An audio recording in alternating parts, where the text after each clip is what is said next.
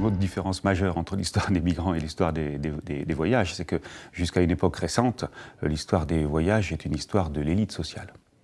Puisque vous avez ce que Rousseau appelait les voyageurs de long cours au milieu du XVIIIe siècle, qui étaient les soldats, les marins, les marchands et les missionnaires. Et ce que Rousseau déplorait, on est en 1755, c'est qu'aucune de ces quatre catégories de voyageurs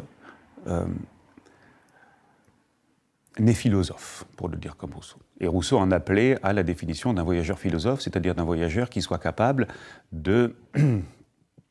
un philosophe qui soit capable de sortir de son cabinet et de dire sur le monde des vérités d'expérience. C'est le principe qui est fondateur de l'anthropologie.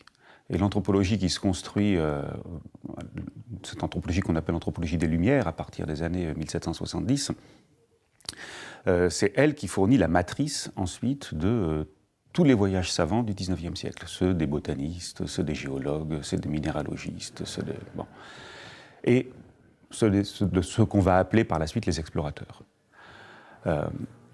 Et c'est par rapport à cette catégorie-là que, de voyageurs professionnels en quelque sorte, que se définit progressivement le tourisme. Mais pour être touriste, il faut essentiellement avoir du temps.